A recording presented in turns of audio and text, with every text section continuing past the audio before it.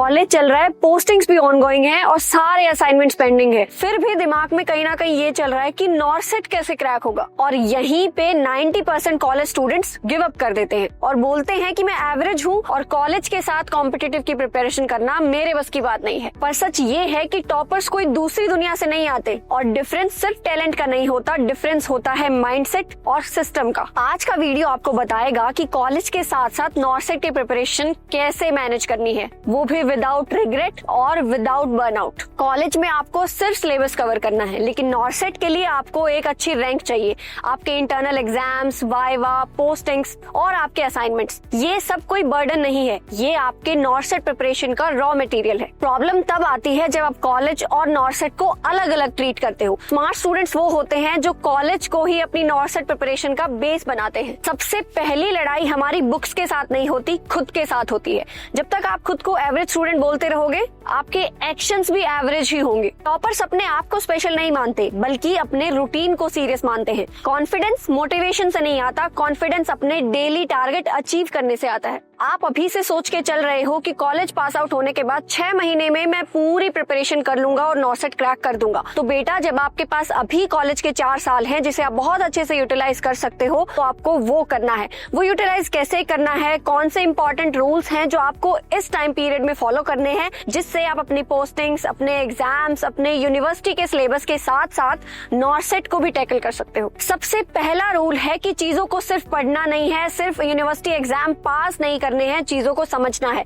आपके basic concepts यहीं पर बिल्ड हो जाने चाहिए। कॉलेज टाइम का सबसे बड़ा ट्रैप होता है कि एग्जाम से कुछ टाइम पहले रट्टा मार के पढ़ लूंगा, पास हो जाऊंगा और मेरी लाइफ सेट है। लेकिन सच में ऐसा नहीं होता। क्या आपको पढ़ने के बाद कभी ऐसा लगता है कि कुछ रिटेन हुआ है? क्या कभी ऐसा लगता है कि मुझे कुछ समझ आया है या मेरा बेस इस टॉपिक का बन चुका है? अगर किसी टॉपिक को पढ़ने और समझने के बाद आप उसे किसी और को समझाने के लिए रेडी हो, इसका मतलब उस टॉपिक का बेस आपका क्लियर है और हमें हर एक इम्पॉर्टेंट सब्जेक्ट और टॉपिक्स के साथ यही करते हुए चलना है। सेकेंड रूल है, साथ साथ अपने शॉर्ट नोट्स बनाते चलो। बुक्स में बहुत कुछ होता है, आपके एग्जाम में बहुत कुछ पूछा जाता है, यानी सब कुछ स्कैटर्ड है।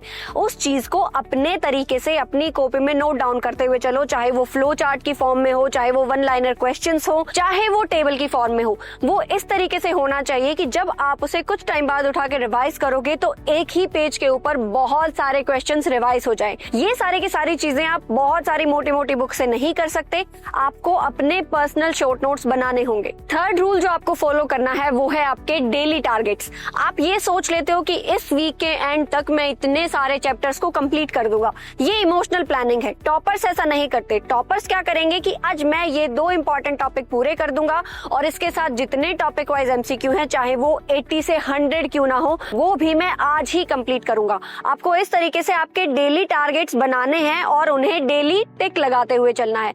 जैसे जैसे वो डेली टारगेट कंप्लीट होते जाएंगे, आपका कॉन्फिडेंस बिल्ड होता जाएगा, सिलेबस आप अपने हिसाब से कंप्लीट कर रहे होगे और कहीं ना कहीं आप उस रेस में आगे होगे। अब इसके बाद हमारा एक बहुत ही इंपॉर्टेंट रूल है जिसे बहुत सारे टॉपर्स भी इग्नोर कर देते हैं, हेल्थ और स्लीप। अगर आप ऐसा सोच रहे हो कि 8 घंटे का कॉलेज भी कर लूं, उसके बाद 6 घंटे से 8 घंटे तक पढ़ाई भी कर लूं और फिर 3-4 घंटे सो के नेक्स्ट डे फिर से सेम चीज फॉलो करूं, तो हाँ, कुछ दिन आप इसे फॉलो कर पाओगे, लेकिन एक टाइम के बाद बर्न आउट हो जाएगा और फिर आपका दिमाग रट्टा लगा पाएगा लेकिन कुछ भी नया समझ नहीं पाएगा। तो जितना इंपॉर्टेंस आपके सिलेबस कवरेज की है, शॉर्ट नोट्स की है, रिवीजन की है और टेस्ट की है, उतना ही इंपॉर्टेंस आपकी हेल्थ की है और आपकी नींद की है। डेली 6 से 8 घंटे आपको रेस्ट भी करना है।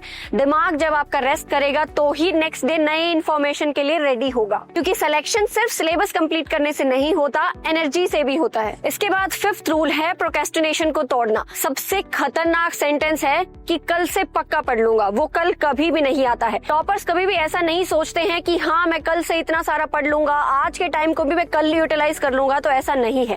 चाहे आप आधे घंटे के लिए आज पढ़ो, लेकिन आपको पढ़ना है। एक बुरा सेशन 0 सेशन से ज्यादा अच्छा होता है। चाहे 30 मिनट्स की ही आपकी स्टडी प्लानिंग है, लेकिन अगर वो आज पूरी होनी थी तो वो आज ही होनी चाहिए, उसे कल पे नहीं टालना है। अब इन सारे रूल्स को फॉलो करते हुए आपको कॉलेज के साथ नॉर्सेट क्रैक कैसे करना है उसे अच्छे से समझते हैं। आप एक सेमेस्टर सिस्टम के अंदर हैं जिसमें हर 6ठे महीने में आपका एग्जाम होता है, हमें वो यूनिवर्सिटी एग्जाम भी क्रैक करना है और हमें साथ साथ नॉर्सेट के लिए भी अपना बेस बिल्ड करते हुए चलना है। आपके पास 5 महीने बचते हैं रेदर देन दिस एग्जाम। आप ये करेंगे कि जो सब्जेक्ट आपका उस एग्जाम में आपसे पूछे जाने वाला है उस सब्जेक्ट को नॉर्सेट के हिसाब से भी पढ़ते हुए चलना है।